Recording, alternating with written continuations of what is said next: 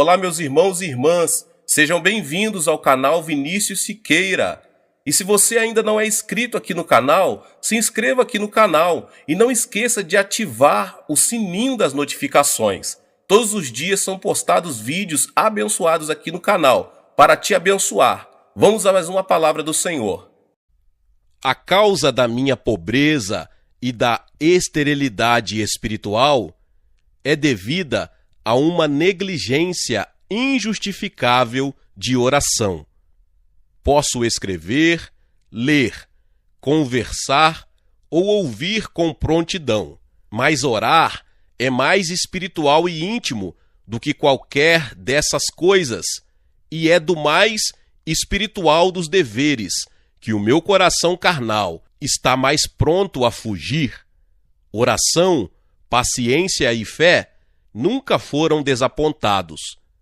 Desde há muito tempo aprendi que, se devo ser ministro, só a fé e a oração devem fazer-me ministro. Quando posso encontrar meu coração em atitude e com liberdade para a oração, tudo o mais é comparativamente fácil. Richard Newton. Pode ser dito como axioma espiritual que, em todo o ministério realmente cheio de êxito, a oração é uma força evidente e controladora na vida do pregador, evidente e controladora na profunda espiritualidade da sua obra. Um ministério pode ser ministério bem orientado sem oração. O pregador pode assegurar fama e popularidade sem orar. A máquina toda da vida do pregador e do seu trabalho pode funcionar sem o óleo da oração, ou com tão pouco óleo que não dá para uma engrenagem. Mas nenhum ministério pode ser espiritual e promover santidade no pregador e no seu povo sem que a oração se torne uma força evidente e controladora. O pregador que realmente ora põe Deus na obra. Deus não vem sobre a obra do pregador automaticamente ou como princípio geral, mas ele vem pela oração especial e sentimento de urgência, que Deus será encontrado por nós, no dia em que nós o buscarmos com todo o coração. É tão verdadeiro para o pregador como para o penitente. O ministério cheio de oração é o único ministério que atrai ao pregador a simpatia do povo. A oração nos une aos homens assim como nos une a Deus. Um ministério cheio de oração é o único ministério qualificado para os ofícios e responsabilidades sublimes do pregador. Escolas, estudos, livros, teologia e pregação não fazem o pregador, mas só a oração o faz. A comissão de pregar, confiada aos apóstolos, foi uma folha branca até que fosse preenchida pelo Pentecostes que a oração trouxe. O ministro, que ora muito, já passou para além das regiões comuns, dos homens de negócios, dos homens mundanos, da atração do púlpito, passou para além de um organizador eclesiástico, a uma região mais sublime e mais poderosa, a região do espiritual. A santidade é o produto de seu trabalho de oração. Corações e vidas transformados apregoam a realidade, a veracidade e a natureza substancial do seu trabalho. Deus está com ele, seu ministério não está baseado sobre princípios mundanos ou superficiais. Está profundamente abastecido com as coisas de Deus e profundamente disciplinado nelas. Sua comunhão longa e profunda com Deus em favor do seu povo e a agonia de seu espírito em luta coroam-no príncipe nas coisas de Deus. O gelo do profissionalismo foi derretido desde há muito sob a intensidade de sua oração. Os resultados superficiais de muitos ministérios e a frieza de outros são causados pela falta de oração. Nenhum ministério pode ter sucesso sem que haja muita oração, e essa oração deve ser fundamental, constante e crescente. O texto e o sermão devem ser o resultado da oração. O estudo deve ser banhado pela oração, todos os seus deveres impregnados de oração e todo o seu espírito de oração. Estou triste porque tenho orado tão pouco. Era a lamentação profunda de um dos escolhidos de Deus no leito de morte, o que é uma confissão triste e lamentável para um pregador. Eu quero uma vida maior, mais profunda e mais real oração, disse o finado arcebispo Taite. Todos nós podemos dizer assim, e isto podemos sustentar. Os verdadeiros pregadores de Deus eram homens de oração. Diferentes, muitas vezes, em muitos aspectos, no entanto, tinham um ponto em comum. Eles podem ter partido de pontos diferentes e viajado por diferentes caminhos, mas convergiram a um só ponto. Foram um na oração. Para eles, Deus era o centro da atração e a oração era o caminho que conduzia a Deus.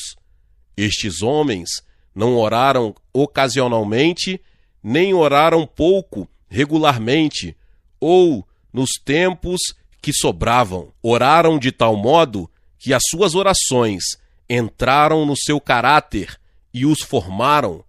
Oraram de tal maneira a afetar sua própria vida e a vida de outros. De tal modo oraram que fizeram a história da igreja e influenciaram o curso dos tempos. Gastaram muito tempo em oração, não porque estavam olhando para a sombra do relógio de sol ou nos ponteiros do relógio, mas porque a oração era tão urgente para eles e era uma tarefa que dificilmente poderiam abandonar.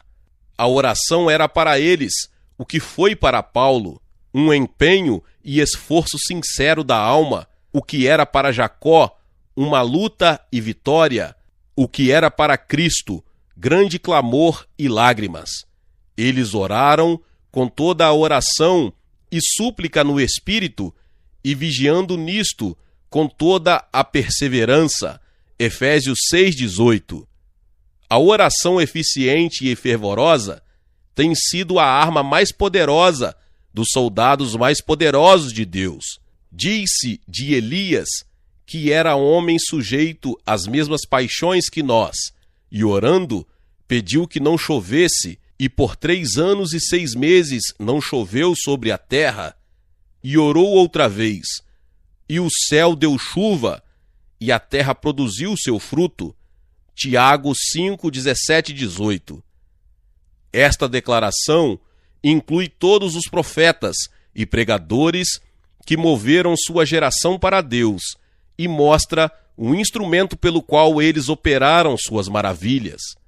Ainda que muitas orações particulares, por natureza, devam ser curtas, ainda que as orações públicas, comumente, devem ser curtas e condensadas, embora haja lugar e valor na oração ligeira, na nossa comunhão com Deus, o tempo é um fator essencial para o seu valor. Bastante tempo gasto com Deus é o segredo de toda oração eficiente.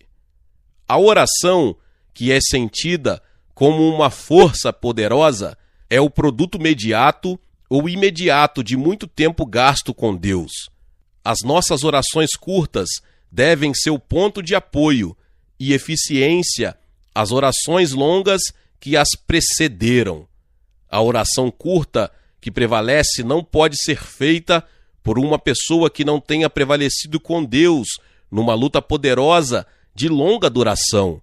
A vitória da fé de Jacó não poderia ter sido alcançada sem aquela noite de luta. A intimidade com Deus não se faz às pressas. Ele não concede seus dons aos que vêm e vão, fortuitos e apressados. Demorar-se sozinho com Deus é o segredo para alguém conhecê-lo e ter influência junto a ele. Ele cede à persistência de uma fé que o conhece. Cede as suas mais ricas dádivas àqueles que declaram seu desejo e sua apreciação por elas, pela constância e sinceridade de sua importunação. Cristo, que nisso e em outras coisas é o nosso exemplo, empregou muitas noites inteiras em oração. Seu costume era orar muito. Ele tinha lugar habitual para orar. Longo tempo gasto em oração constitui a vida e o caráter de Cristo. Paulo orava dia e noite. Daniel orava 3 vezes por dia, deixando de lado muitas coisas importantes. A oração de Davi pela manhã, ao meio-dia e à noite, indubitavelmente, em muitas ocasiões, prolongava-se muito.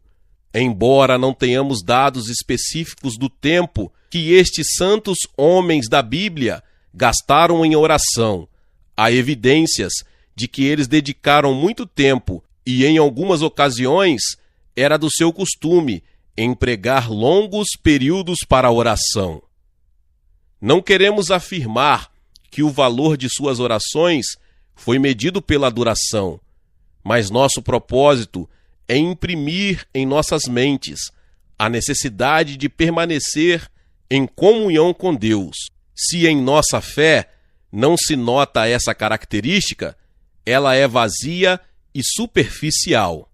Aqueles que manifestaram de maneira mais perfeita possível a Cristo através do seu caráter e têm afetado mais poderosamente o mundo a seu favor, são os homens que gastaram muito tempo com Deus, até que isso se tornou uma das características mais salientes das suas vidas. Charles Seymour devotava a Deus as horas de 4 às 8 da manhã. Wesley gastava 2 horas diariamente em oração. Ele começava às 4 horas da manhã. Uma pessoa que o conhecia bem dele escreveu: ele julgava que a oração era o trabalho mais importante que havia, e o vi sair do lugar de recolhimento com uma serenidade no rosto que brilhava. John Fletcher impregnou as paredes do seu quarto com o hálito de suas orações. Algumas vezes passava a noite inteira em oração, sempre, frequentemente e com grande intensidade. Toda a sua vida foi uma vida de oração. Não queria levantar-me da cadeira, disse ele, sem elevar o meu coração a Deus. Sua saudação a um amigo era: "O Senhor está orando?" Lutero disse: "Se eu deixar de empregar 2 horas em oração todas as manhãs, o diabo terá vitória o dia inteiro. E tenho tanto trabalho que não posso realizá-lo sem gastar 3 horas diariamente em oração." Seu lema era: aquele que orou bem, estudou bem. O arcebispo Leighton ficava tanto a sós com Deus que parecia estar em meditação perpétua. A oração e o louvor eram seu trabalho e seu prazer, diz o seu biógrafo. O bispo Ken ficava tanto com Deus a ponto de dizer-se que a sua alma estava enamorada de Deus. Estava com Deus todas as manhãs antes do relógio assinalar 3 horas. O bispo Asbury disse: "Pus-me a levantar às 4 horas da madrugada, tanto quanto possível, e gastar 2 horas em oração e meditação." Samuel Rutherford, cuja fragrância de piedade ainda se faz sentir, levantava-se às 3 horas da manhã para encontrar-se com Deus em oração. Joseph Alleine levantava-se às 4 horas para a sua tarefa de oração, permanecendo até às 8. Se ouvia que outros negociantes começavam seu trabalho antes dele se levantar, exclamava: "Oh, como isso me envergonha! Não deveria o meu senhor merecer mais do que os senhores deles?" Aquele que aprendeu a orar tem livre acesso ao banco do céu, donde saca aquilo que necessita. Um dos mais santos e mais dotados dons celestiais dentre os pregadores escoceses disse: "Devo empregar as minhas melhores horas para a comunhão com Deus.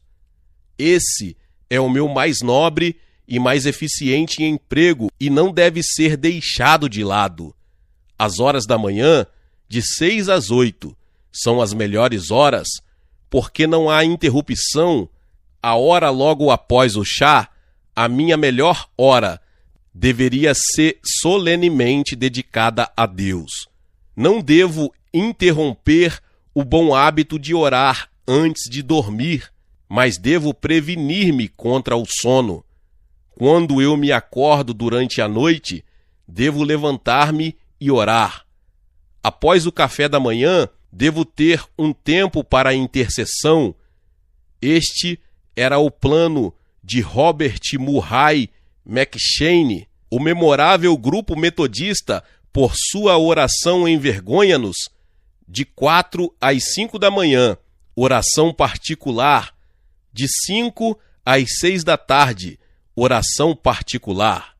John Welsh, o santo e maravilhoso pregador escocês, julgava que o dia estava perdido se não orava de 8 às 10 horas. Ele preparava o hobby de chambre para usá-lo quando acordava à noite e orava. A sua esposa queixava-se de quando o encontrava chorando, prostrado no assoalho. Ele lhe replicava: "Ó mulher, tenho a responsabilidade de 3.000 almas diante de Deus, e eu não sei quantos dentre eles têm a certeza da salvação." O bispo Wilson diz, no diário de H. Martin, o espírito de oração, o tempo devotado ao dever e o seu fervor são as primeiras coisas que me impressionam. Payson dedicava tanto tempo à oração e com tanta intensidade orava, que pelo atrito constante dos seus joelhos se desgastou o local do assoalho, onde estava habituado a ajoelhar-se. O seu biógrafo diz: sua oração contínua, feita em qualquer circunstância, é o fato mais notável da sua vida, e é isto o que deve ser feito por aquele que quer rivalizar-se com ele. As suas orações ardentes e perseverantes deve-se, sem dúvida, em grande medida, seu sucesso notável e quase ininterrupto. O Marquês de Rente, para quem Cristo era a pessoa mais preciosa, ordenou a seu criado chamá-lo das suas devoções depois de meia hora. O criado, à hora indicada, viu sua face atrás de uma abertura. A sua face estava assinalada com tal santidade que não teve coragem de chamá-lo. Seus lábios moviam-se, mas ele estava em completo silêncio. Esperou por 1h30, então chamou-o. Durant levantou-se dizendo que a meia hora era tão curta quando se está em comunhão com Cristo. Brainerd disse: "Eu gosto de ficar sozinho na minha cabana, onde eu posso gastar mais tempo em oração." William Branwell é um famoso nos metodistas por sua santidade pessoal, pelo seu sucesso maravilhoso na pregação e pelas extraordinárias respostas às suas orações. orava muitas horas seguidas, viveu quase toda a sua vida sobre os joelhos. Ele visitava a sua paróquia com o coração inflamado, e este fogo foi acendido pelo tempo que gastou em oração. Muitas vezes gastou mais de 4 horas em oração contínua. O bispo Andrews empregava, em geral, 5 horas diariamente na oração e devoção. Sir Henry Havelock, soldado britânico, gastava sempre as primeiras 2 horas de cada dia com Deus. Se o acampamento se levantasse às 6 horas da manhã, ele se levantava às 4. O Sr. Earl Keynes, advogado irlandês, levantava-se diariamente às 6 horas para assegurar 1h30 para o estudo da Bíblia e oração antes de fazer o culto doméstico às 7h45. O sucesso do Dr. Judson na obra de Deus é atribuído ao fato de que ele gastava muito tempo em oração. Ele diz sobre isso: arranja os teus afazeres, se possível, de tal modo que possas devotar calmamente 2 ou 3 horas todos os dias, não somente momentos devocionais, mas também para a oração em secreto e comunhão com Deus. Esforça-te 7 vezes por dia a retirar-te do teu trabalho e dos teus companheiros e eleva a tua alma em recolhimento particular. Começa o dia devotando algum tempo longo depois da meia-noite, no meio do silêncio e escuridão da noite, para este trabalho santo. Que o amanhecer te encontre em oração. Permite que 9, 12, 3, 6 e 9 da noite sejam testemunhas do mesmo trabalho. Sê resoluto na sua causa. Faze todos os sacrifícios para mantê-lo. Considera que o teu tempo é curto e que o trabalho e os companheiros não devem roubar-te do teu Deus. Impossível, dizemos, isso é fanatismo? O Dr. Judson construiu um império para Cristo e colocou os fundamentos do reino de Deus no coração da Birmingham com granitos imperecíveis. E ele foi bem-sucedido. Foi um dos poucos homens que influenciaram o mundo poderosamente em favor de Cristo. Muitos homens de maiores dons e gênios e mais letrados do que ele não deixaram tanta impressão como ele. A obra religiosa deles é como rastros na areia, mas a obra do Dr. Judson foi como uma inscrição no diamante. O segredo da sua profundidade e constância deve-se ao fato de ter dado muito tempo à oração. Ele se conservou como um ferro em brasa por meio da oração e Deus o modelou com poder constante. Nenhum homem pode realizar uma obra perdurável e grande em favor de Deus, se não for um homem de oração. Nenhum homem pode ser um homem de oração sem que dê muito tempo à oração. É verdade que a oração é um simples cumprimento de um hábito comum e mecânico? É uma pequena representação de que ensaiamos, cujos principais elementos são a brevidade e a superficialidade? É verdade que a oração é, como se pensa, um pequeno afluxo de sentimento que emana de uma meditação sem vida e leve de alguns momentos? Kenan Lydon continua: permitamos que responda os que realmente oram. Eles, algumas vezes, compararam a oração com a luta do patriarca Jacó com um poder desconhecido durante a noite e mesmo até a madrugada na vida dos crentes zelosos. Outras vezes, refere-se à intercessão como luta que exija todos os esforços, como dizia São Paulo. Eles têm, quando oram, seus olhos fixos no grande intercessor de Getsêmani, cujo suor tornou-se em grandes gotas de sangue que corriam até ao chão por causa da agonia de resignação e sacrifício. Importunação é a essência da oração eficiente.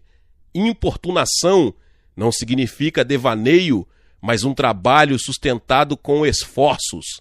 É pela oração, especialmente, que se faz violência ao reino dos céus e pela força se apoderam dele. Mateus 11, 12.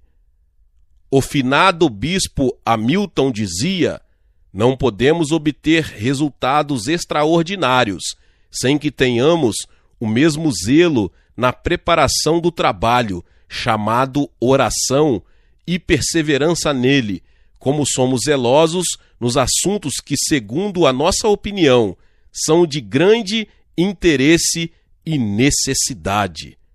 Glória a Deus, aleluia! Que palavra maravilhosa, por E.M. Bondes. Se você chegou até aqui e ainda não foi inscrito aqui no canal, se inscreva no canal e ative o sininho das notificações. Todos os dias são postados vídeos abençoados aqui no canal para te abençoar. Deixe também o seu like e não se esqueça de compartilhar esta palavra com mais pessoas. Deus te abençoe e nos vemos nos próximos vídeos. Amém.